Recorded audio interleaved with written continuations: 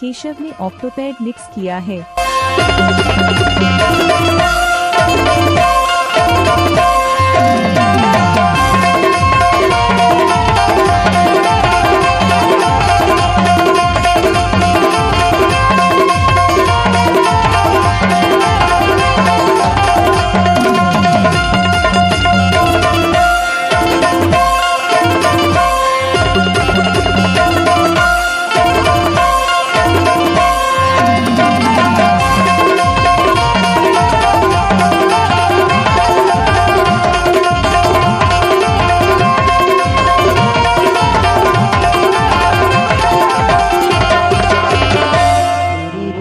हीरापुर के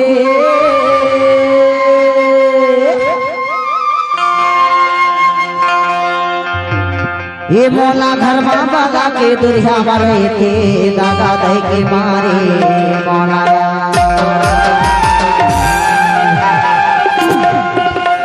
ये मौला घर बाबा के दुर्या मरे थे दादा दह के मारे मौला।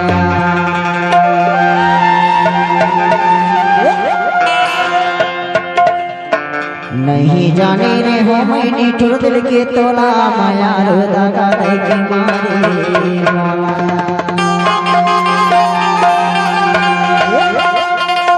औटूरा दीवाना हीरापुर के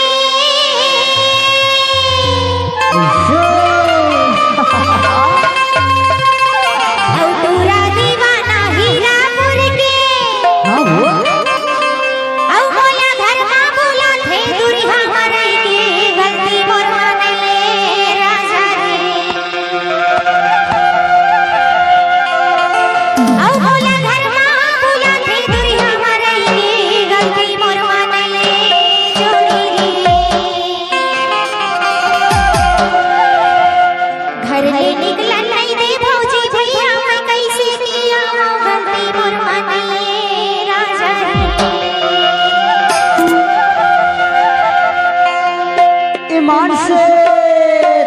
बड़ी हवस वो घर में बोला के तह दुनिया मरे थोस के खाओ नहीं होगा तबे तो हमारी ये टूरा मन की काके नहीं जानता क्या कहना है टूरी दीवानी छत्तीसगढ़ के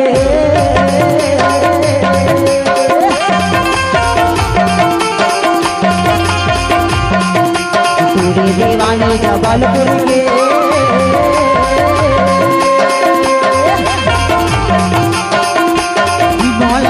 बाला के दरिया मरे तेरा मारी मौलाया। मौला धर्मा बाला के दरिया मरे तेरा दादा दई के मारी मौलाया। नहीं जाने रे हो मैंने जुड़ दिल के तोला पाया रो दादा दई के मारी मौलाया। नहीं जाने रे हो मैंने जुड़ दिल के तोला पाया रो दादा दई के मारी मौलाया।